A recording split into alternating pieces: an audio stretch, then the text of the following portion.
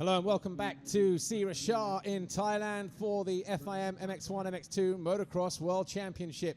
The super final is about to get underway, and if you're joining us for the first time in 2013, what is the super final? Well, it's the best 20 riders from MX1 and MX2 going head to head. All championship points will count towards their respective classes, and of course up the inside, the first 20 MX2 riders will line up to the right side of the box as we look down. The MX1 guys will go to our left, their right, into what is an uphill, sweeping left-hand turn. Temperature here around about 30 degrees, 35 degrees, very hot, very humid. The air is very warm and sticky. And the riders now, if they were struggling in Moto number 1, then who knows? It's going to be very, very difficult for them in race 2. But the key to the race is to get through it without making any mistakes or too many mistakes, and hopefully you can maintain the focus the whole time. In Moto number 1, in the MX2 category, it was an easy win for Jeffrey Hurlings on the Red Bull KTM, followed by the Wilvo Nastan JM Racing KTM of Romain Fevre. The Rockstar Energy Suzuki Europe MX2 bike of Max Anstey was third, ahead of Jose Boutron on the Silver Action KTM and Dean Ferris on the Monster Energy Yamaha. Jordi Tixier was 6th, Glenn Koldenhoff 7th, Alex Lupino 8th, Christophe Charlier was 9th, and Petr Petrov was 10th. Jake Nichols, for the British viewers out there, ended up in 19th after falling with a couple of laps to go. And obviously he'll be disappointed with that, but he was already qualified for the super final based on the fact that he was inside the top 10 in the MX2 World Championship after Qatar. In MX1, it was Tony Cairoli from his teammate at Red Bull KTM, Ken Dayka, with Commander Sal surviving an off-track excursion. He finished in third on the Rockstar Energy Suzuki World MX1 machine, ahead of the Kawasaki Racing Team rider of Gautier Paulin. Tommy Searle, the CLS Monster Energy Kawasaki, was 5th, ahead of Garibaldi Honda's David Philipparts, Kevin Strybos, Rui Gonçalves on the Ice One Racing KTM, Stephen Frossard Monster Energy Yamaha, ahead of his teammate Joel Roulants. Well, we are not so far away now from the gate dropping, but we're going down to the gate. Here's Amy. It's the final race of the day. It is, of course, the super final. Let's move down the start line and have a word with Joel Roulants, finished 10th in the MX2 race. Joel, you obviously moved teams this year. How are you finding the MX1 class? Obviously, last year I had quite a big injury, so I didn't have so much time on the bike yet. But I'm starting to feel better every heat, so yeah, I try just to improve every heat, and then in Valkenswaard, before we have 3 weeks time, so I try to make another step. Thanks, Joel. All the best. We're also going to move down and have a word with Davide. I know you were feeling unwell at the start of this week. How was it out there in the first race? Yeah, it was quite well, because I had food poisoning this week here, and I felt really bad. But first race I finished 11, and you know, I'm struggling a bit with the ankle from the beginning of the race, and also for that food poison. Then it's quite a hard race, really hot today. But you know, everybody have to race when the gate drop, and we see the second moto. I was just also say congratulations to my friend Pierre, because how you can see Bern his daughter, and I have to say congratulations and enjoy her new life. Nice, thanks Davide. Right, before we go to the super final race, we're going to have a look at our onboard lap.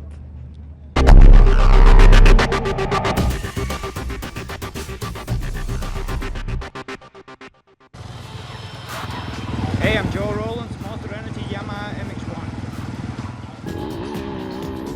It's an uphill start straight here at Sira Shah, very deep, but the inside advantage in the super final will go to the MX2 riders. The riders sweep down what is a slightly banked turn through 2 single rollers, and then arriving at the slightly banked turn, the right-hander in the dip that is turn 2.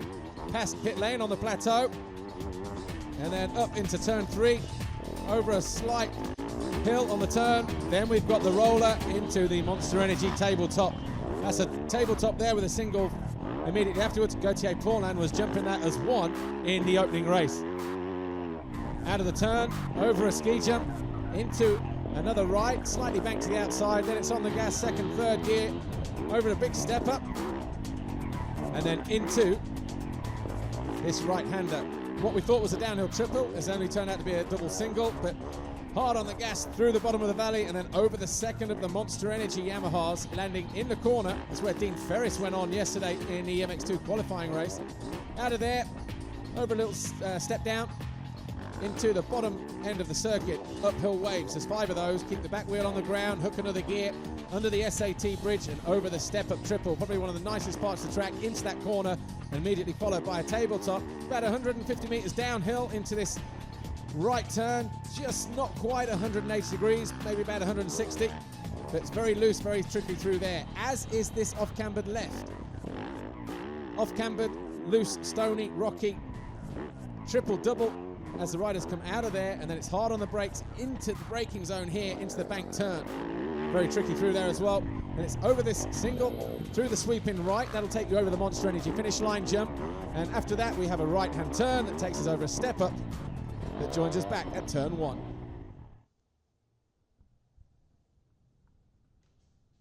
So that's what it looks like then, a lap with a GoPro on board with Joel Roulance, the Monster Energy Yamaha rider. And as you can see from our crane cam there, the riders are now making their way to the line. Of course, how they will line up. Top 10 in the championship after the first round. So Jeffrey Hurlings, our championship leader in MX2. He will go to the grid first.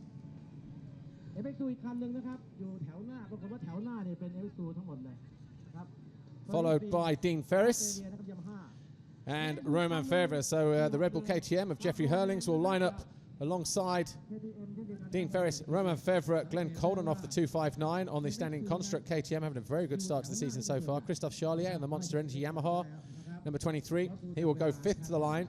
Then Jordi Tixier, the Red Bull KTM, riding with about 14 stitches in his neck after the uphill triple yesterday. He lost the footing on the way up, landed it handlebar through the helmet and under the chin guard, and continued the race, but was whisked off to hospital shortly afterwards. So still managed to finish the moto though and qualify well. Jose Boutron, KTM Silver Action, he will line 7th, and Julian Liebers, Rockstar Energy Suzuki 8th, Alessandro's Lapino's CLS Monster Energy Pro Circuit Kawasaki 9th, and Jake Nichols, who finished 19th in race 1, he will line up 10th.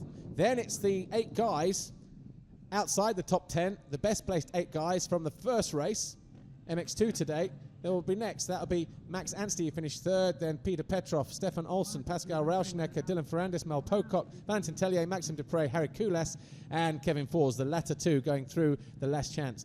Top 10 in the championship after Qatar was DeSalle, Cairoli, Paulin, De Dijker, Bobrashev, Searle, Strybos, Gonsalves, Frossard, and Simpson. And then the next guys bar Jens Getterman and Van Duren were the best 8 place riders from race 1. That's how the super final format will work in Mexico and Brazil.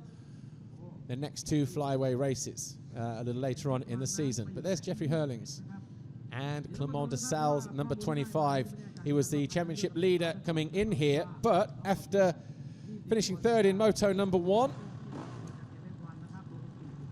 he is now 3 points behind Antonio Cairoli. Ken De Dijker just a few points further back on 58 in 3rd, Gauthier Paulin 4th, and Tommy Searle 5th, just ahead of Kevin Strybos. MX2, Jeffrey Hurlings, 3 wins out of 3. So he'll be looking to try and pick up a 4th straight win here. Doesn't have to win the race outright, but as long as he comes home as the best MX2 rider, Jeffrey Hurlings, he will pick up 25 points to the MX2 World Championship. Same with the rest of the guys in MX2. Doesn't really matter where you finish in the race as long as you're well placed in your own individual classification. Dave Nichol, our race director from the FIM, gets this race underway. The gate about to drop. Hurlings up the inside. He'll be looking for a hole shot, but from the middle of the gate, it's Tony Cairoli as he sweeps uphill and into the lead. Hurlings holding a tight line round the inside, nudging out Christophe Charlier, and Hurlings in around about 7th place. On the right-hand side of your picture, the orange KTM there going around the Kawasaki, almost getting tied up with Rui Gonçalves. We're on board here with, I think, Dylan Ferrandis on the Rockstar Bud Racing Kawasaki 122. He's got Peter Petrov ahead of him on the Kivia Raytec Van der Laar Yamaha as they head over the first of the Monster Energy tabletop jumps. But it's Antonio Cairoli, Clement DeSalle, And Gauthier Paulin, the first 3 riders over the beam at our first checkpoint. Then Dean Ferris in 4th place, the first of the MX2 guys on the Monster Energy Yamaha riding 111, but I think he may have already been caught and passed here. No, he's still there on the right-hand side now, but he's got the Kawasaki 100 of Tommy Searle going up the inside. He goes through.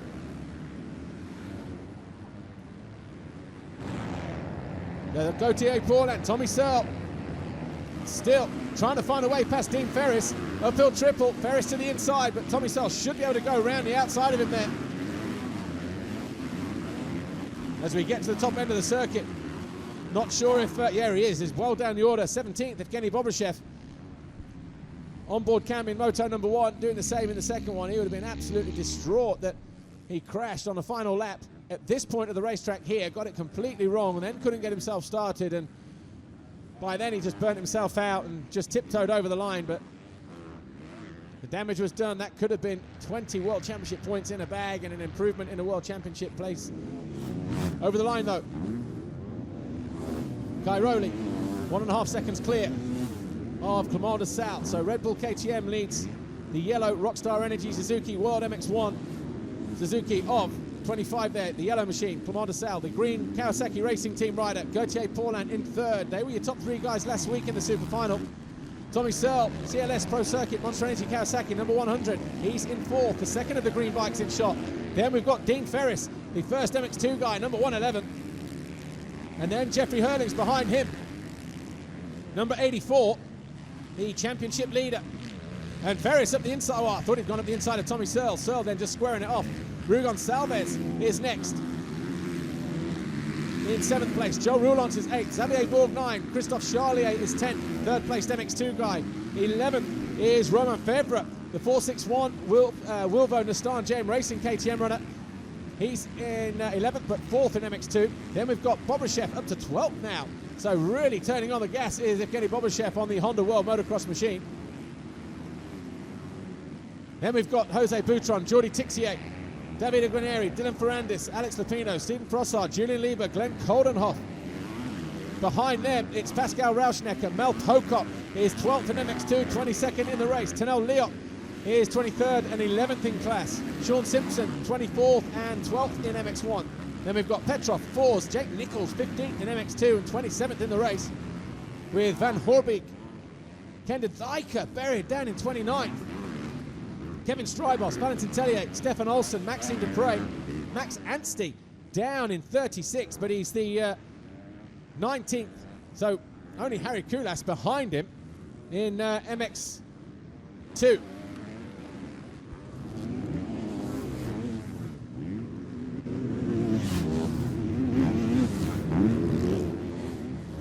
So back with the action here.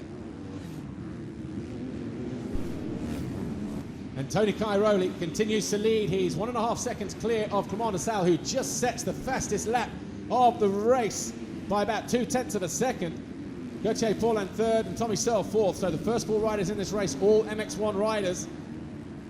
Dean Ferris and Jeffrey Hurlings continue to lead the way in 5th and 6th, but they are the leading MX2 riders. Adam Wheeler from OnTrackOffroad.com joins me now. Adam Wheeler, you were out and watching the first lap or so. Impressions of the race so far? Yeah, it was a fantastic hole shot by Tony Cairoli there, Paul. I mean, we said in the studio show that it might come down to a de Sales-Cairoli dogfight, but I mean, the standout thing from that start was Dean Ferris on that Monster Energy Yamaha. I mean, the first MX2 rider. I mean, I don't know what he did around the first turn, but it was phenomenal power up the straight. He's in a great position now. But he was alongside Jeffrey Hurlings in gate 2, wasn't he? And probably just got a better jump than Jeffrey. Yeah, absolutely. I mean, he's got him right behind him now on the track, so that's essentially, it's not quite the fight for the Grand Prix win, is it? Because Jeffrey won the first moto, but, you know, Dean Ferris looking at a second consecutive podium.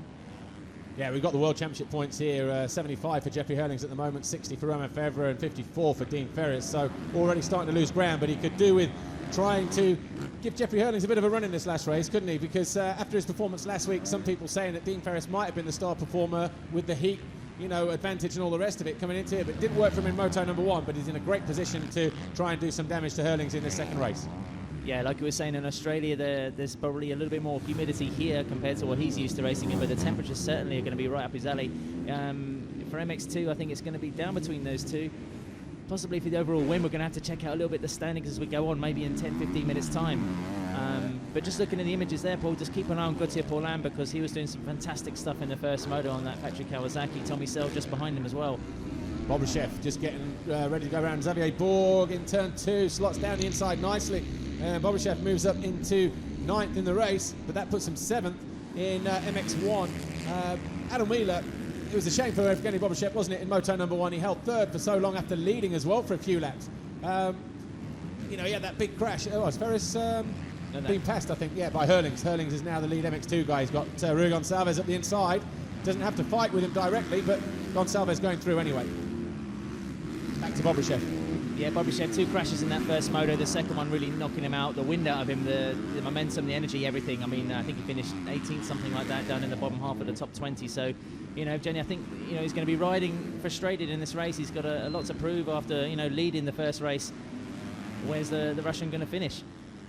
Well, right now, Tony Cairoli just 1.7 seconds clear of Clément Dessau as they came over the line a minute ago, though, as we were talking about something else. Dessau looks like a guy with an intention to go out and win. He's just going out of shot now. Gautier Paulin just here, 21, the KRT, Kawasaki Racing Team member, the factory rider, triple-double, working his way down towards the finish line area, a rider that shouldn't be fazed by the heat, but he's in a great position as well, as is Tommy Searle.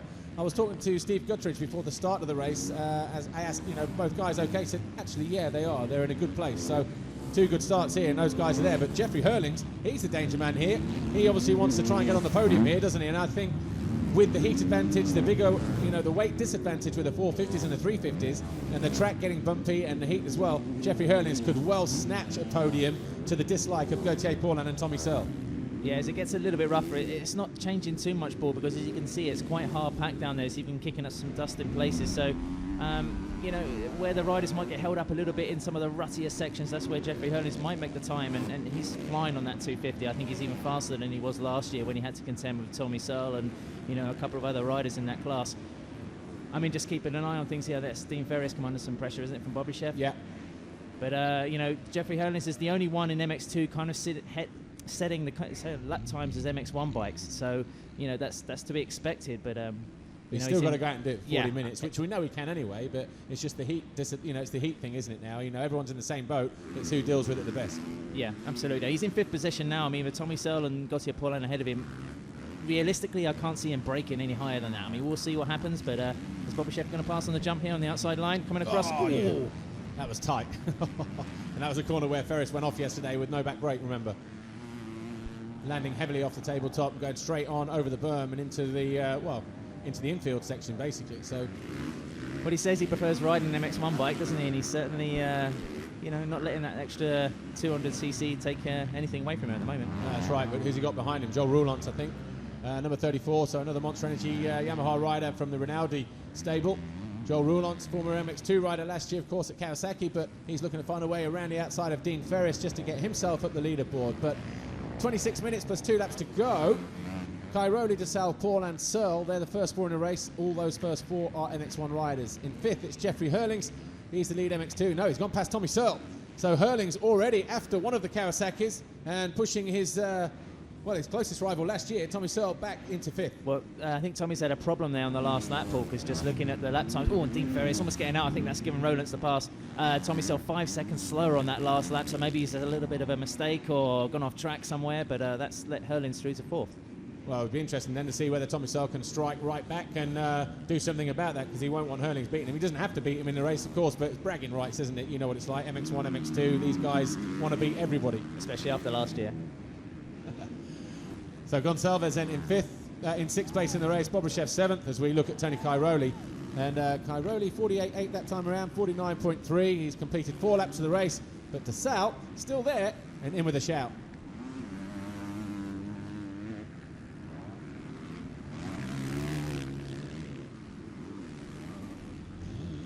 Honda World Motocross rider, Evgeny Bobryshev. We're on board with him now, number 77. Oh, we're on board with Kender Dyker, sorry. So there's 2 on-board cams in MX1, Red Bull, KTM. Kender Dyker working his way through the field. He was way down the order on the first lap, but he's still down there, 19th at the moment, 11th in MX1, going past Dylan Ferrandis, the MX2 guy who sits in 8th in this category. So not going to have too many problems getting around there, and Ferrandis knows, obviously, Adam Wheeler, that doesn't have to fight Kenda Dyker for that position. Yeah, and Roman Febvre, the third MX2 rider classified at the moment, he's in 11th place. That's a great ride from him, really, against sort of 20 other MX1 bikes. But he was on the podium last week, wasn't he? So him and Dean Ferris, part of the new kids on the block, really, in MX2. Jeffrey Hurling's the only Grand Prix winner in MX2 now, with everybody else moving up, whether they've changed class or moved out of the championship or whatever. Something like 15 Grand Prix winners in MX1. And just the one in MX2, Jeffrey Hurling. So there's going to be some guys there looking for that first win this year. Yeah, that speaks volumes, that statistic there, doesn't it, Paul? It's the MX1 class really is stacked, to want to use like a popular word at the moment. Yeah, just looking through, but it is, Febvre and Ferris. It'd be amazing if we really had the same podium compared to last week in Qatar, really. But yeah, and obviously this is a super final, isn't it? So we'll be keeping an eye on how this format kind of plays out. Obviously Qatar, the first one last week. This is the second one. We've got 2 more to come.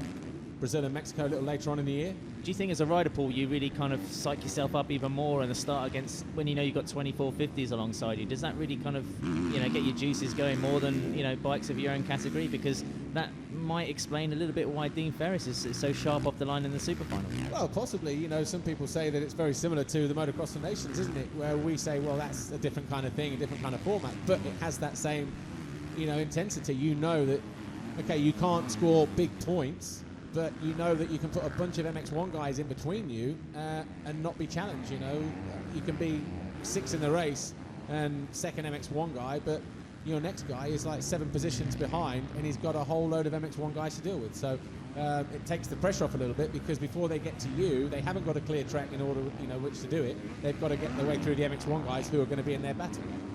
Yeah, that's right. I mean, psychologically, I think just being on the inside and knowing you're going to absolutely have to hammer it, I don't know, maybe it's coincidence. Dean Ferris, 2 GPs in a row, has really put it up in the MX1 bikes when it counts, which is, the start of this race. We're just watching Tommy Searle there. He's in 5th place. It's going to be 4th overall for the Grand Prix, I believe. Well, we'll worry about the overalls in a minute, but is that Jeffrey Hurlings? No, Jordi Tixier. Tixier and Charlier, so that's a battle just outside the top 10 in the race. In MX2, it's right on the edge of the podium, isn't it? Yeah, Dean Ferris has he lost a couple of positions there. He's starting to lose a little bit of ground here. Tixier's closing in, so too Christophe Charlier. So in MX2 at the moment, Jeffrey Hurling's 4th in the overall classification here, combined with MX1, but he is the lead MX2 guy. He's only 10.5 seconds off the lead. Roman Febvre, who is now the 2nd MX2 guy, haven't found a way past Dean Ferris. He's another 20 seconds further back, so already Hurlings has a bit of a safety buffer. Ferris is now 3rd, but he's got Charlier, Tixier, Boutron and Lupino breathing down his neck, with only Davide Guarneri to separate him from them. And of course, to those watching at home who are not quite so familiar with the names here racing around this Thai circuit, you've got like the number plates, the white number plate backgrounds of the MX1 bikes, and the black background number plates of the MX2 bikes. So there's an instant little key there as to which bikes are 250s and which ones are the bigger machines. And these guys here, starting with the lead rider 111 there, Dean Ferris 3rd in MX2 at the moment, but he's got the next guys behind him with the blue Monster Energy Yamaha number 23, Christophe Charlier, the 911 factory KTM Red Bull machine of Jordi Tixier, and Boutron is about 3 seconds behind them on the Silver Action KTM. That's him down in the bottom corner, and Alessandro Lupino on the green CLS Monster Energy Pro Circuit Kawasaki. So this one is going to start to get a little bit intense during the next 20 minutes plus 2 laps, because these guys are going to want to try and pick up as many points as possible. That's the name of the game. But obviously, it's quite an intense MX2 class this year, isn't it? Jeffrey Hurling's out on his own, but he said in his press conference the other day that those guys are probably going to take, it might have actually been on your OnTrackOffroad.com podcast, those guys are probably going to be inconsistent by taking points off of each other, and that's what might be happening here. Out ahead of this bunch, Paul, Dean Ferris has been passed by Davide Guarneri in this race, which knocks him down to 13th place. Charlier about to go through here, and the right-hander after finish line jump. Yeah, Ferris got nowhere to go. Almost sticks a front wheel, but Ferris now, I think, is in danger of losing that overall podium MX2. He's really got to try and win this battle between him, Tixier and Charlier, the Yamaha teammates there. Interestingly, though, look at that nice line switching over. He's going to go on the outside. Back in, but Charlier, of course, on the Yamaha prototype, the fuel-injected bike. Ferris riding the Cosworth-powered engine there for the Steve Dixon team. So, two Yamahas, but different motorcycles.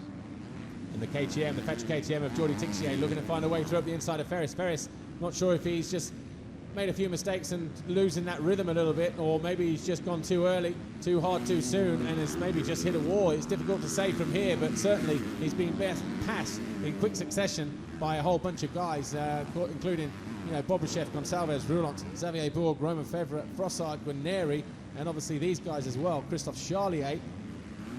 Yeah, for the pros and cons, or the experimental nature of this super final, what we're seeing here is fantastic example of. We're watching a great scrap for 11th, 12th, 13th position, and also the outcome of the MX2 podium. So you're getting action all the way down the field, and you can't really take your eyes off it. And I think Dean Ferris has become a bit swept up in the intensity of it. Possibly. Is this on board with Bobby, maybe? There's Gonçalves just ahead. Yeah, so that's for... Oh! That is short. That's right at the top end of the circuit before they drop down. Is it? Yeah, that's a downhill triple. No wonder Gonçalves was looking over his shoulder there. That could have been another big moment there. Just didn't get the drive. And actually, the TV, for once, giving more of an angle of what that is like. It's more like an uphill double rather than a step-up plateau tabletop. So Rui Gonçalves almost coming unstuck there. Yeah, it's the highest part of the track as well. And that approach, that swing down to that big tabletop is pretty scary stuff. But Clement Dessau we're looking at now, over 4 seconds adrift of Tony Cairoli. So it was a second and a half about 3 laps ago. So Tony Cairoli really just pulling the gap out and on board again. Is this Kender Dijker? I think it might be. Is that Lupino ahead on the CLS? So yeah, Kender Dijker still 18th in the race, not making too much progress, and still 11th in MX1 as well. And look at that, he's got 5 MX2 guys in front of him, starting with this guy here, who goes through. Oh no, Boutron. Lupino. Oh no, Lupino's found a way past Boutron there, but he hasn't. It's De Dijker going through on Lupino. So he has moved up another position, has Kender Dijker. And De Dijker a clear second in the MX1 moto, but now down fighting for 17th place. How far is he going to get up? Like you say, Paul, he's got 5 MX2 bikes ahead of him until he reaches Davide Guarneri in 12th position. And normally he would have clear track at that point, wouldn't he? And maybe wouldn't even be so far back because he would have just been with him in the first place anyway. And that's, there's, I guess, pros and against this, the argument with the super final, but that's what makes it so intense as well, isn't it? And also it means, having the 2 top 20 riders from both categories, you've got passing the whole race long, So we're looking at number 9, Kender Dijker, on board with him, the Red Bull Factory KTM rider, MX1. He finished second in the individual MX1 race behind his teammate Tony Cairoli a couple of hours ago, but here he is. He's had a bad start and he's working his way through the traffic. He's down in 17th position at the moment, but he is the 11th place rider in MX1. Tony Cairoli here, his Red Bull KTM teammate, number 222. The 6-time world champion and current points leader now after Moto number 1, that victory that he scored earlier in the day, finds himself 6 seconds clear of the Rockstar Energy Suzuki World MX1 rider Clement Dessau. Gauthier Paulin another 6 seconds back, the Kawasaki Racing Team rider. Jeffrey Hurling still sits in 4th on the Red Bull KTM, the lead MX2 guy, but he's only 2 seconds down on Paulin, so he's keeping Paulin honest. Who knows, we might see a change for that final podium spot, even though it wouldn't reflect on Hurling's overall score anyway. It would be just nice for him to say, I finished on the podium in the super final. Yeah, absolutely. But I think he was 7th in the super final in Qatar. So, that's an improvement of 3 positions. Next we go to the Sand in Holland. So you wouldn't, it's theoretically, you could give Tony Cairoli a run for his money. But there's no super final format in Holland, of course. We're back to the normal 2-race format. Okay, it's obviously too hot for me. Brain fade. We have been out there for a while, haven't we? Well, I will take the opportunity to point out that the guy's 3 years undefeated at Volkswagen. 6 moto wins. So even if there was a super final, then you certainly would bet a couple of Dutch beers on him, wouldn't you? Well, that's it. So, it's just, just how it is. But we're just looking down through some of the results there. It's right with Paulin now, I think. There's a Kawasaki right there with him. I couldn't see if it was Tommy who got ahead or he's right on the back of the Frenchman. Yeah, it is Paulin at 21. Yeah. So Jeffrey Hurling's could move into the top 3 in the super final. He'd be loving this. Got Paulin in his sights. So with 14:48 on the clock, plus 2 laps, Jeffrey Hurling's there. The orange KTM, number 84, the championship leader in the MX2 categories, won all 3 races this year so far. Nice line there, jumping long. I saw it just a couple of laps ago. just struggling to get out that turn clean, but you can see him moving over to the right-hand side where it's nice and smooth, and using the lightweight advantage now, I guess, of the 250 over the 450, the bigger 450 machine that Gauthier Paulin is having to wrestle around this circuit.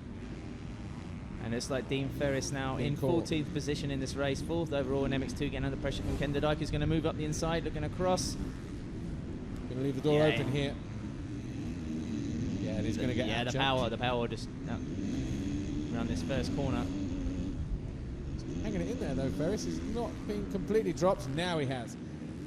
But yeah, just looking at the super final result from last week, Tony Cairoli was a winner from Clement Dessalles and Gauthier Paulin. That's how it stands at the moment, with Bobryshev 4th a week ago and Tommy Searle 5th. So the only change to that equation is the fact that Evgeny Bobryshev is down in 6th place in the race, because that 4th place currently being occupied by this guy here, number 84, Jeffrey Hurlings, who's just loving being out there at the moment. Only arrived back in the country actually at 7 o'clock on Friday morning.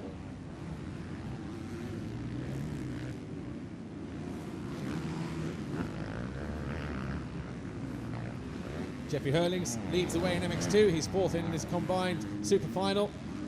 He's got Cairoli, Dessalles and Paulin just ahead of him, and Tommy Searle about 8 seconds further back in 5th place. So looking good for Jeffrey Hurlings at the moment. We're looking at 461, Romain Febvre, the orange KTM, the Wilbo Nastan JM Racing KTM. He's the 2nd placed MX2 guy, but what a great ride from Christophe Charlier on the blue Monster Energy Yamaha, Adam Wheeler. Is that Frossard there, Paul? I think it might be Frossard on the 450 just coming up to pass him. I think the you're right, Frenchman, just, first moto, he said he kind of hit a wall, didn't have any energy left, and I think he finished 7th or 7th, 8th, 9th in the first race. It was pretty kind of unspectacular, to be honest, but he certainly seems on it here. Passing that 250, which pushes Frossard up into a top 10 place. Yeah. I didn't see where he was around the start, so it looked like he'd been slowly gaining ground over the first half of this moto. Yeah, he surprised me in the first race actually. I thought he would just been a little bit stronger, Stephen Frossard, but like you say, finishing down in 9th place in that first race. I think it's the case, Paul, with Frossard and also Joel Rollins in that team. I think they're both coming back from long-term, injuries. Joel Rollins having a dislocated hip at Madley Basin, of course, in practice for MX2 last year. I think it's going to take them a couple of races really just to figure as protagonists in the fight for the MX1 top positions. Jeffrey Hurlings with some nice lines. Doesn't look like Gauthier Paulin's ready to give up the fight just yet, does it? Because that gap's gone out again, so another couple of seconds. So yeah, 2nd and a half that last lap, Paul, man. I think, it's curious actually, the 1, 2, 3 in this race, also the 1, 2, 3 in MX1 with Cairoli from Dessalles and Paulin, and then Hurlings really just the first MX2 rider in the overall top 10 to upset things. Trying to pick up the riders a little bit further back here. 34, Joel Roulance, and 121, Xavier Bourg. So Xavier Bourg, the Ice One Racing KTM rider, on the right-hand side, on that orange machine, he easily finds a way past number 34, the Monster Energy Yamaha rider, Joel Roulance, Adam Wheeler, that you were just talking about with that hip injury at Matchley Basin, just clearly needing a little bit more time on a bike. But then 8th position here in this moto, I mean, if Joel can keep this kind of speed up and until the checkered flag, then that'll be a good result. I think he'll take confidence from that. It would be an outstanding result for him. Yeah, he was pretty down yesterday, didn't feel particularly quick, and also after the first moto this afternoon, so 8th place would be good, stuff for him. Good points, and I'm sure, Yamaha actually, Lawrence Klein-Kohlkamp is here this weekend. Of course, Michele Rinaldi was in Qatar last week. I've not seen him walking around this weekend. Is Michele here this week? No, I haven't seen him either, so... But, Nino Rispanti and everybody else in Yamaha obviously want him to do well, Joel Roulance, who we're looking at, number 34, the Monster Energy Yamaha rider, but their understanding of his position, they signed him when he was injured. They know he needs more time, but they'll also be encouraged by this, and they'll be feeding him the confidence after this result going into Holland. Yeah, let's not also forget that he's a rookie in the class, so he's got to learn a little bit about the MX1, rhythms and the nuances of the Yamaha YZ450 FM, that factory bike. He's just got to get used to it. Whereas someone like Tommy Searle's really used the 450 to train last year, and he's come into MX1 as the top rookie, and he's really been shining. Well, Tony Cairoli, so he continues to dominate here, 8.5 seconds ahead of Clement Dessalles on the Rockstar Energy. Oh, is Paulin catching up to Dessalles now, Paul? I think we have to keep an eye on. There he is. There's the battle for second and second place. It was 2.5 seconds last time around. Doesn't look like that now, does it? Lap times 52.8 for Dessalles and a 50.9 And that'll be interesting to see the lap time in a couple of corners' time now as DeSalle comes over the finish line jump. Cairoli already whipping there in the distance. That's the gap between our first 3 riders. Tony Cairoli looks like he's having a lot of fun out there. I mean, it's how do you beat him? I mean, after the first 2 GPs, it's he kind of made a mistake in Qatar, and for the first moto, finished 3rd. 153.8, 152.4 for DeSalle and Paulin respectively. So that gap just coming down ever so slightly. Jeffrey Hurlings though, 2.5 seconds between him and Gauthier Paulin. Yeah, he's not being dropped, is he? But Paulin is really the guy we've got to keep an eye on here. You see, the Suzuki team let him know. Number 141, Maxime Dupre. Where's he on the leaderboard in terms of the MX2 riders? He's down in just at the back there, Paul, 36, I think. Yeah, 18th in class. 21st, we've got Jordi Tixier, who's 7th in MX2. Julian Lieber, the Rockstar Energy Suzuki Europe rider, he's 8th in MX2 and 22nd. 23rd in the race, David Philipparts is 15th in MX1, 24th, and right the way down to 30th, it's MX2 guys. Glenn Coldenhoff in 9th, Ferrandis 10th, Pocock 11th, Sellier 12th, Petrov 13th, Rashnev 14th, and Stefan Olsen 15th. And that's why we're looking at Maxime Desprez here on the TV, Paul, because we've got Clement DeSalle and Gauthier Paulin right together now as they're cutting through this little group of, we don't even want to say backmarkers in the super final, do you? Not really. No, it's this is tightening up. This is going to be really interesting in this. Yeah, and obviously blue flags are going to be the order of the day. And does DeSalle know about it? Well, he's got the first, Maxime Dupre, just ahead of him, and then is that 95. I think Paulin's going to mug DeSalle here, you watch. Yeah. I don't think he really knows about it. Looking for it here, look, going to turn to the inside. Number 21, Gauthier Paulin. Dupre does his best to get out of the way and then loses a position as a result of that. Or maybe not actually, Robert just I think a lap down already. But Gauthier Paulin, this is the battle we're going to be looking at. Battle for second place in the MX1 category. Number 25 there on the yellow Rockstar Energy Suzuki. Clement DeSalle and Gauthier Paulin, who's actually lost time in that little exchange with the back markers. I also suspect that DeSalle had a quick look over his shoulder, Paul, and just saw a little bit of green there, and has now got a move on. You can just tell from the body language that he's, just making a little bit of an extra push. Maybe the last one in this moto. Had a big crash as well in the first race, didn't he? Clement DeSalle got an injured shoulder, and did you say somebody says he's got some stitches or something in the side? Yeah, they said he needed a couple of stitches in his side, and I spoke to him quickly, and he said, his shoulder aches a little bit after his Superman on that jump there, actually. Yeah. So just catching the foot peg on the takeoff. I doubt it's affecting him much, but he's just going to have to. Yeah, but it might just be that he's realised he can't grab to Cairoli. He's backed it off. Paulin's got a little bit close and thought, right, I can deal with you, but I can't deal with him. Quite possible. If we just keep an eye on Cairoli now, Paul, just be if you can study his corner speed, the lines he takes, and how he's just diving in and out of the corners, it's fantastic stuff. There's a real kind of method and technique there that it just earns him tenths every lap. We was able to see it as well in Qatar a week ago. Is that Lupino? You got Paulin right on the back of DeSalle. Second half of the track, that Kawasaki really seems to gain a lot of time. Coming down here into this downhill wave section after they go up again here. This is maybe where DeSalle's a little bit quicker. Just keep an eye, see if Paulin does the triple. Well, he'll have to go inside to get it done, and look, he's turning out a little bit earlier. He's just trying to stay a little bit higher on the line there, but no, double. Don't like that line. That line's not working. No. I'm surprised he can't see it. Well, I think he probably will next time around, but he was in with back markers last time, probably tried it then, thought it was maybe okay, but he's going to have to change that up. But shame he's not still doing that big double in the middle, but he wouldn't do it with DeSalle ahead of him anyway, would he? Well, anyway, 5.5 minutes to go. Cairoli still leads, but this is the battle for second in the super final. Clement DeSalle and Gauthier Paulin, 25 and 21.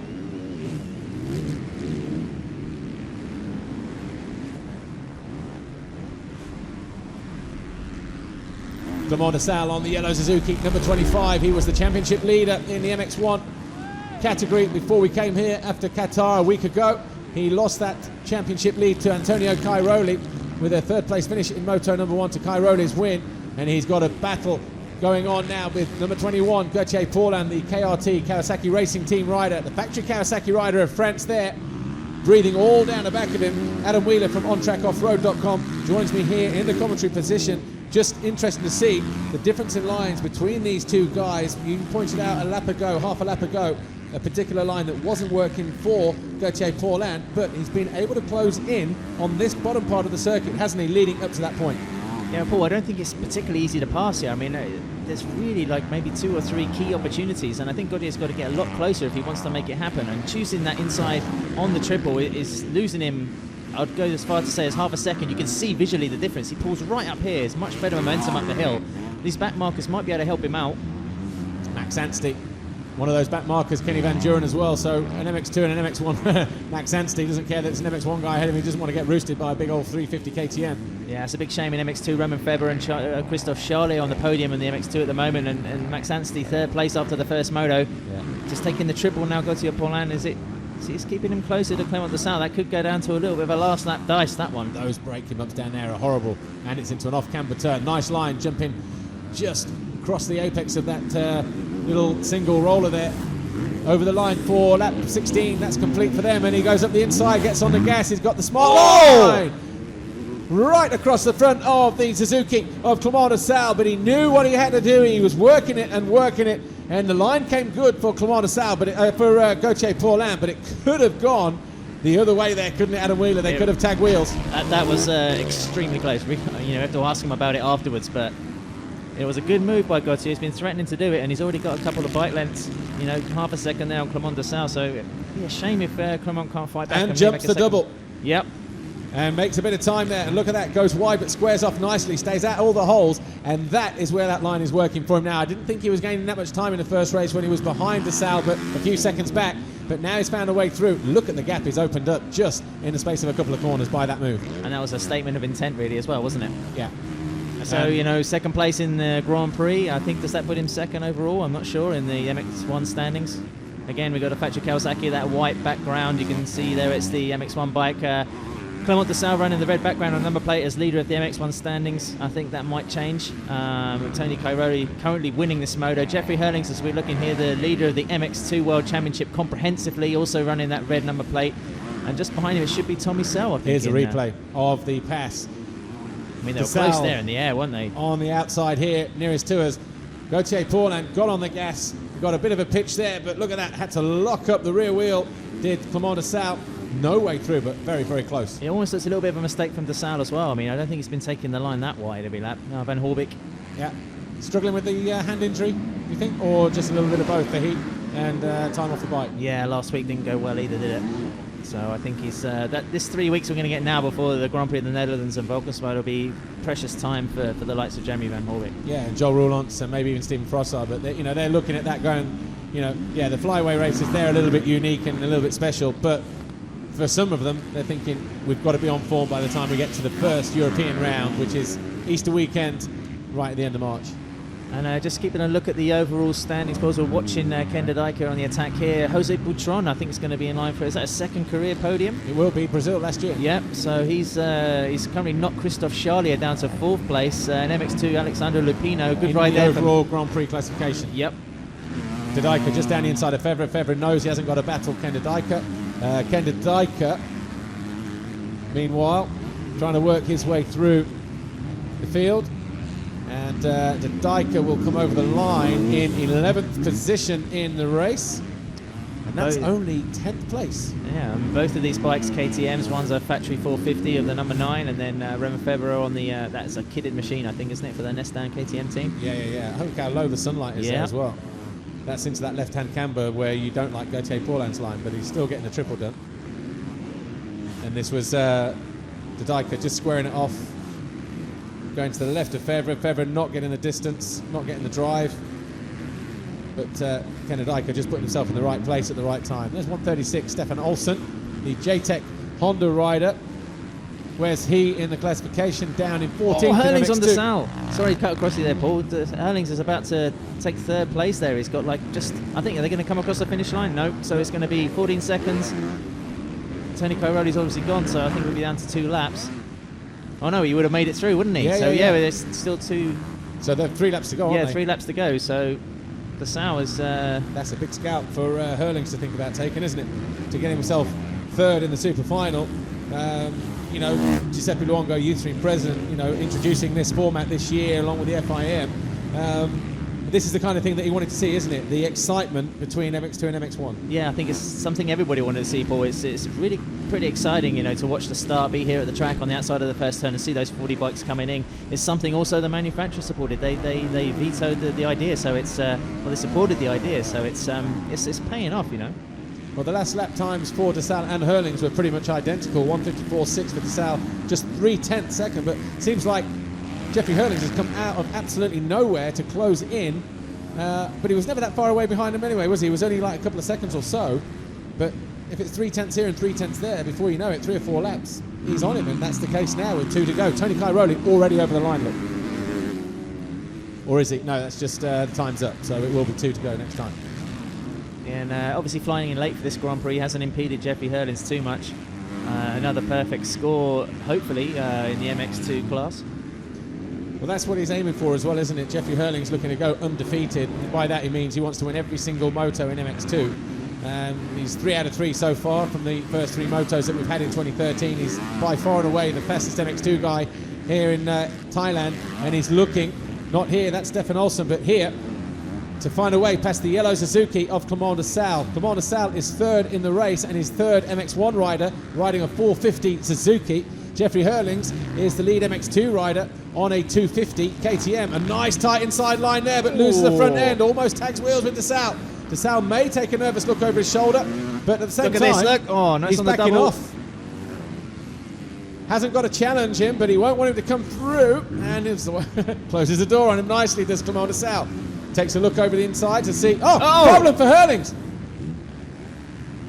Is that a bike problem? Did he catch his knee there on the inside? Hurlings, what is going on here? He's cruising. Is that mechanical or that's injury, isn't it? Doesn't look to be anything particularly wrong with the bike. He's not looking at the bike. So this could change the whole shape, not just of the race, but also the championship and the overall classification. Jeffrey Hurlings, if he doesn't score points in this race, then, we'll see when the riders come over the line next time around. Tony Cairoli already through, 15 seconds clear of Gauthier Paulin and Clément DeSalle. Don't think they actually touched down there, did they, Jeffrey Hurlings and Clément DeSalle, Adam Wheeler? I'm just wondering if he might have, just come up and hit maybe his chest or something on the bars when he was on that small approach into the right turn. It's kind of difficult to see. The reaction wasn't like, oh, what's happened to my bike? It was... It'd be interesting to see as well if we get a replay of that. Jeffrey Hurlings just a moment ago on the downhill before the finish line when he looked like he was going to challenge Clément DeSalle. See if we can get that wound in, but... Well, it's also see if he goes in the pit lane, Paul. I mean, he was coming around to the entrance there. He might just try and nurse that KTM home, or if there's a problem with him, can he make it? He's through the first split. DeSalle, Paulin's through the second split. DeSalle, we wait for him to come through any moment now through the second sector. And obviously Hurlings was just behind them. So if he goes through the second sector, then we know he's not gone into pit lane. But we've also got cameras down there, remember, Adam Wheeler. So,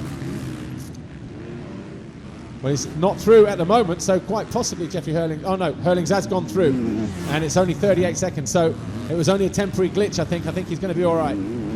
Hurlings' teammate, Jordi Tixier, 9:11, just about to be lapped here by Antonio Cairoli. Cairoli on his final lap now. Tixier is, outside the top 6 in MX2, and where is he? 9th, but 24th in the race, but Tony Cairoli, Adam Wheeler... I know you say what people got to do to, to beat this guy and that kind of thing, but Jeffrey Hurlings still circulating. Bike looks okay. Well, he's jumping. Yeah, temporary glitch. He might have just, like I say, it did. Oh. Not happy that Rauscheneck is holding him up there. Did he just catch his knee or his ankle, or just, it's something we'll be able to ask him afterwards. I mean, he's still in line to win this MX2 Grand Prix here. So, Tony Cairoli, Paul, going back to your early kind of point, is unstoppable. I mean, Clément DeSalle is the rider most likely until... Ooh! Paulin and DeSalle are back together. So this is on the final lap, and this is also going to be for decent championship points as well. So a problem then maybe for Gauthier Paulin in the closing stages, because he was, look, the gap between them was, 6 seconds at the start of the lap. It doesn't make much sense there. I mean, Gauthier probably eased off or didn't know quite how much DeSalle was close to him. But that was coming over the ski jump just after the big double. I wonder if he's over-jumped it and landed heavily and gone straight on and rejoined the track. Something like that possibly would have cost him time. But Tony Cairoli, though, working his way down hill for the final time. Coasting through the triple-double, takes it double-double single. Quickly, Paul, just very importantly, do the yellow boots work? Does it matter? we can see him a mile off, I guess. Not when you're picking up 50 points and winning the Thai Grand Prix, as Tony Cairoli is about to do. He can wear what he wants. So the flag goes out. Cairoli wins here in Thailand, and he takes 50 points, his first maximum, and his first overall Grand Prix of 2013. Adam Wheeler, a great race. Tony Cairoli dominant. Gauthier Paulin, and Zat Bobryshev off again. So Evgeny Bobryshev, 5th in MX1, 6th in the race, finds himself going down again on the final lap. Oh, uphill wave section. So a double disaster for Evgeny Bobryshev. And looks uncomfortable there as well. But what can you say about this guy? Jeffrey Hurlings crosses the line in 4th. He is the MX2 class winner with a perfect score so far in 2013. And Jeffrey Hurlings, be interesting to hear what's happened there. Thanks a lot, Adam Wheeler, on trackoffroad.com. And we'll see you a little bit later on. But he looks pretty hot. Hurlings is suffering.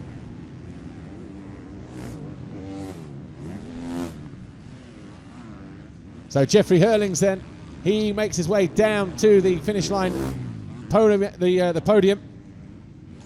And of course we'll get a word with him in a moment, but he does look to be suffering there as he came down and wanted people to move out of his way. Couldn't wait to get down to the finish line area as everybody else comes through. So classification at the moment, the first 10 riders in the race as they stood. Cairoli from Paulin, they were your first two.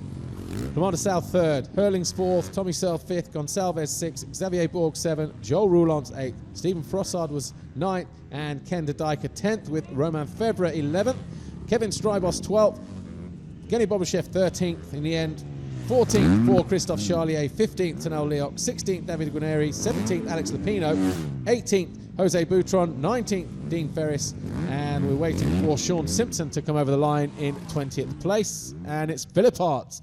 So we lose Sean Simpson on the final lap. It goes to Julian Lieber instead, 21st. Then Coldenhoff comes over the line in 22nd. And no Sean Simpson, it would appear. But Tony Cairoli, the undisputed winner here in Thailand, as he wins by 17.5 seconds over Gauthier Paulin in the super final, which also doubles up as the second MX1 and second MX2 race. Right, we're going down to the winner's circle, and the interview for the super final. So it'll be an interview with Antonio Cairoli. Tony, congratulations. The second super final win for you there, which you led from the start. Yeah, it was a very, very nice race. I pushed when there was a possibility to push. I didn't really completed the motor on the gas, but I think it's a great win, and finally we have back the red plate, and hopefully next GP in Valkenswaard we're gonna have another double victory. Congratulations. Well, Tony Cairoli has proved in the past to be more than dominant in the MX2 and MX1 categories, winning both times there in Valkenswaard. But here he wins in Thailand. He was second in Qatar. He won the super final though.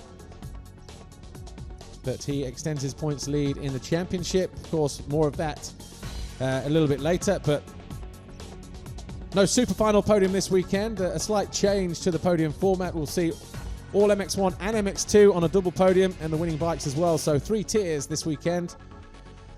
And if it goes well, it should look pretty impressive. But this is how they finished in the super final combined. The white backgrounds are MX1 guys, the black backgrounds, the MX2 riders on the 250s against the 450s. Cairoli, Paulin de Sal, Hurlings, Searle, Rui Gonçalves, Xavier Borg, Joel Roulans, Stephen Frossard, Ken de Dijker, Romain Febvre, Kevin Strybos, Evgeny Bobryshev, Christophe Charlier, Tanel Leoc, Guarneri, Alex Lupino, Jose Boutron, and the rest. Tixier was lapped, so there was no way he was going to improve. Jake Nichols, 34th.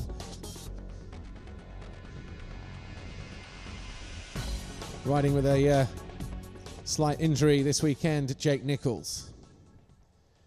So the fans move away from their elevated positions out on the circuit. Probably may make their way down to the podium area, but it's been a successful Grand Prix here of Thailand. And I'm sure we will look forward to coming back here again in the very near future. The organisation has been first class. They couldn't have done any more here, the organisers of this Thai Grand Prix at C. Richard. The circuit is in excellent condition. Even when we had the rain yesterday, didn't take long to put the circuit back into the best possible shape to get the qualifying races underway, and the circuit riding a little bit better today. Here's the overall classification for MX2. Jeffrey Hurlings wins here. 2 wins out of 2. Romain Febvre second. Jose Boutron on the podium in third from Charlier and Lupino. Dean Ferris, he'll be disappointed with his 6th overall this weekend. So too, Jake Nichols down in 18th place. Just 5 points for his hard efforts this weekend. He'll be looking forward to getting to Valkenswaard and trying to get a result there in 3 weeks' time.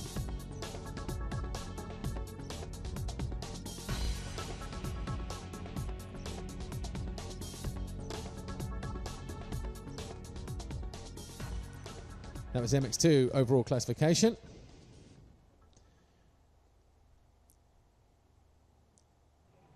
In a moment, we hope to bring you the MX1 classification and also the overall championship standings as we leave here, Qatar, and head back to Europe.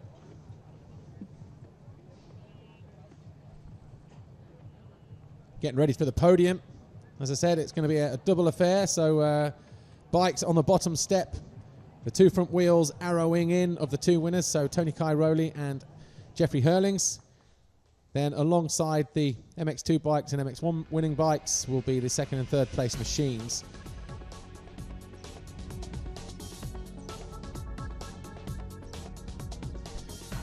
Overall Grand Prix for the MX1 guys this weekend. Antonio Cairoli, 50 points for him. Tied though between Paul and Dessel, trading positions for those guys. But Searle, De Dijker, Gonçalves, Roulant, Frossard, the rest. Tommy Searle just 13 points.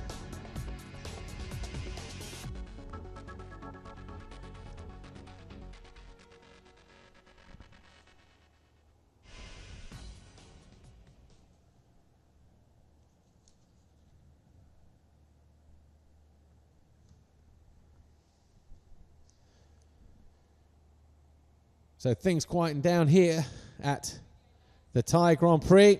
But before all the podium, here's what happened in the super final this weekend at C. Richard in Thailand. The gate dropped. It was Jeffrey Hurlings up the inside. Alongside him, Romain Febvre and Dean Ferris. But it was Ferris who got the better start out of the MX2 guys. But it was Tony Cairoli who grabbed the whole shot as all 40 riders charged through turn 1. Bit of bar banging action going on there. Tommy Searle, one of those guys, number 100 on the CLS Monster Energy Pro Circuit Kawasaki. Gauthier Paulin also having a good start, number 21. But Jeffrey Hurlings soon found a way through on the number 111 of Dean Ferris. So too did Rui Gonçalves. But up front, all the action was focused on the top 3 MX1 guys. Tony Cairoli, Gauthier Paulin and Clément Dessal, with Jeffrey Hurlings closing in fast, having found a way past Tommy Searle. This was Gauthier Paulin going aggressively past the number 25 of Clément Dessal for 2nd place in the race. And then just on the final lap, Hurlings looked to slow up there as he came over the line. We weren't sure if it was a mechanical or a slight bang on a knee or an ankle or something like that. But he did hang on for 4th as the winning MX2 guy. Tony Cairoli was the winner of the super final. Of course, wrapping up MX1 as well.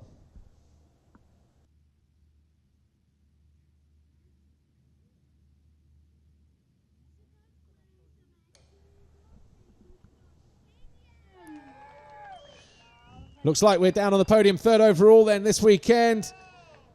The 2nd place, MX2, Romain for Jose Boutron, the silver action KTM rider. Romain Febvre, though, the 2nd week in a row on the podium. 3rd a week ago in Qatar, 2nd here in Thailand. The Wilvo Nastan JM Racing KTM rider. But no doubt about it, our overall winner, Jeffrey Hurlings, Red Bull Factory KTM Racing. Looked like he was in a hurry to get back down to the winner's circle to get himself cleaned up.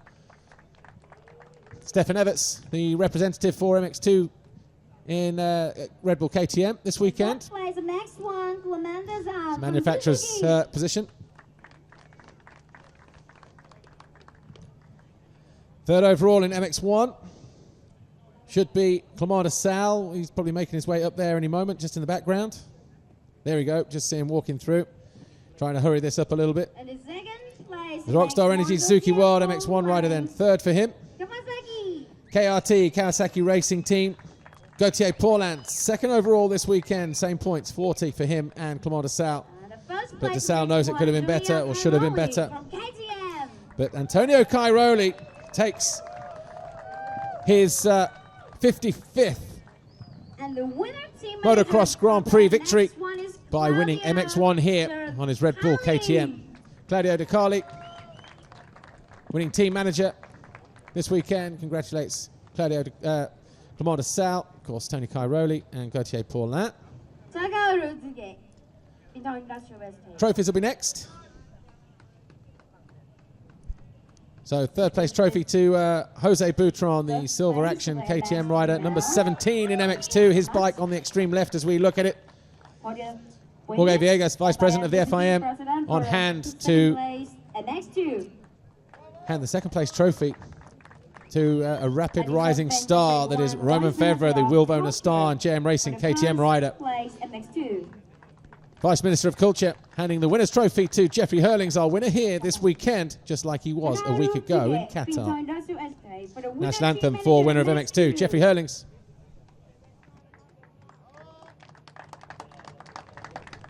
Before that, though, winning manufacturer's trophy to Stefan Everts. So there's your overall podiums: Jeffrey Hurlings, Romain Febvre, and Jose Boutron, Tony Cairoli, Gauthier Paulin, and Clément Desal in MX1. Now, national item for MX2, the Netherlands.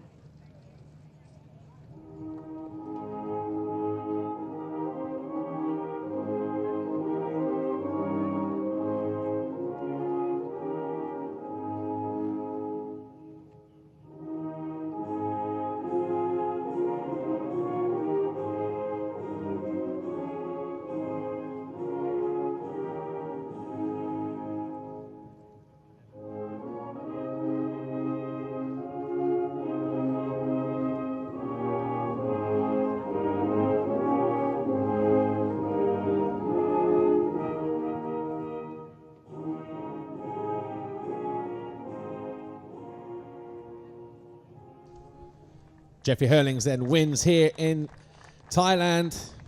The first ever Grand Prix of Thailand here at Sri Shah, flanked by the guy to his right, Romain Febvre, the Wilvo Nastar JM Racing KTM rider, and number 17 on the right.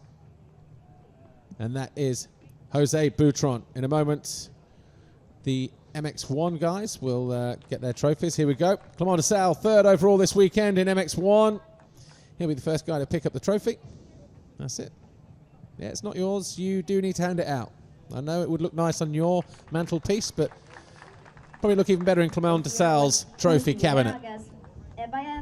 So third for the Rockstar Energy Suzuki World MX1 rider. Once again, Jorge Villegas, the FIM Vice President, Deputy President, hands Gauthier Paulin second place trophy for his hard efforts here in Thailand. Minister of Culture for the first place and next one. Antonio Cairoli, a winner for the 55th time, wins here in Thailand. And the next one, Atana and FMSCT advisor for winner. So that's your podium then for MX1, Antonio Cairoli. In the centre, Gauthier Paulin there, the Kawasaki Racing Team rider. Second, Clément Desal, Rockstar Energy Suzuki World MX1. Third, Claudio De Carli there on the left in the orange KTM. Winning manufacturer. And Dr. Wolfgang Schrub will hand a red plate to Antonio Cairoli. First one of the year for him. His aim now is to keep hold of it for the rest of the season. But we've got an 18-round series in 2013. We're 2 down and, well, a lot of work to do yet. And a dual podium here, MX1 on the top, MX2 on the bottom. National anthem for Italy and Tony Cairoli.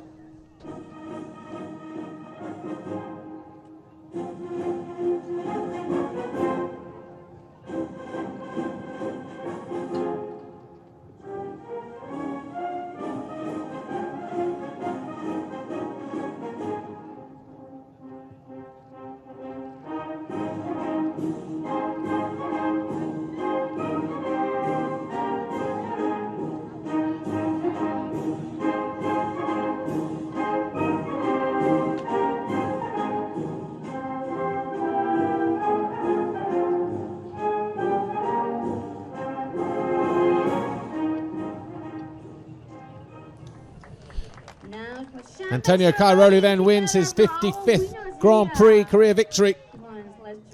Wins here for the first time in Thailand. And it's a double podium here, so MX1 and MX2 guys getting involved in on the action. But great day for Jeffrey Hurlings in MX2. On the bottom step there, 461 Romain Fevre, Will Van der Star and JM Racing KTM on the left. Second overall, the number 17, Jose Boutron for Silver Action KTM. Third overall in MX2. Of course, Antonio Cairoli, victorious for Red Bull KTM in MX1. Gauthier Paulin there, number 21 for Kawasaki Racing Team. And Clément de Sales, the Rockstar Suzuki rider, taking third in MX1 and losing that championship lead, but stays in second in the championship. But already, the rest of the field beginning to ask the questions, what have we got to do about the problem like Cairoli? Well, de Sales, Paulin, de Dijkert, they'll be scratching their heads. They'll get on the plane tomorrow night and they'll be asking themselves the same question and wondering what they can do to target a race win in Valkenswaard. But the odds are against them because Tony Cairoli, one of the finest sand riders in the world right now. Anyway, Tony Cairoli interview. He's the winner in MX1 this weekend. Here he is with Amy. Tony, congratulations. You rode a strong race all weekend. You must be happy to regain the red plate. Yes, I'm really happy. I rode really good all the weekend, and today was a hard race, very warm, and we managed to finish on the top spot both races. That was my goal also last week, but couldn't happen. And this year we want to do better than last year, so we have to keep going like this, and this is good. This is a good way. Well done. We'll see you in Valkenswaard. Great day for Antonio Cairoli then, and a great start to his FIM World Championship title defence. A 6-time winner so far, but he's looking at title number 7. And on his performance over the first 3 races out of 4, the opening 2 Grand Prix in Qatar and Thailand here this weekend, Tony Cairoli is right where he needs to be in order to make things happen. But as we've said, it is going to be a long season. Clément de Sales already signalled his intent, so too has Gauthier Paulin. Here we are with our MX2 winner, Jeffrey Hurlings. Jeffrey, you said your aim at the start of the weekend was to finish in that top 5 for the super final. You got it. I could have had second, so I'm already looking for the next thing, and that's the top 3 spot. Fair play to Tony. That guy is just unbeatable almost. So he could even stay close, but I'm proud to stay on the pace of Paulin and de Sales, and obviously they're on a bigger bike, so it's not bad to lose from them, and proud to stay on 4th. So next step is the top 3 spot, and got a so-so start. Just came out with a whole show, but even past some MX1 riders, so I'm proud about my race. And about the last lap, I just took it easy and said I'll win my moto over MX2, and that's all I can do. And I'm taking 50 points home from Thailand, so pretty proud. And looking forward to Valkenswaard, my home GP, and I hope all the fans come out. And thanks to Red Bull KTM Racing for all making this happen, and thank you guys. We'll see you in a few weeks. Great day for Red Bull KTM. Wrapping up the victories in MX1 and MX2 with Tony Cairoli and Jeffrey Hurlings. And Jeffrey Hurlings saying that he was disappointed to finish the 4th, but he was a class winner. He's 100% record man at the moment. 4 wins out of 4. He'll be looking forward to going to his home Grand Prix in Holland in 3 weeks' time, round 3. Well, that's it from C. Richard. We'll see you in 3 weeks' time for that third round at Valkenswaard. My name's Paul Malin. Thanks for watching. We'll see you when we do it all over again at Valkenswaard. Tony Cairoli, though, and Jeffrey Hurlings, clearly the men to beat in MX1 and MX2. But we cannot say enough about the organisation here in Qatar and Thailand, the first 2 races. Both guys have exceeded, or both organisers have exceeded all our expectations, and we will look forward to coming back here in 2014. So, from Thailand, at C. Richard, my name's Paul Malin. Thanks for watching. We'll see you when we return to Europe in 3 weeks in the Grand Prix of the Netherlands at Valkenswaard.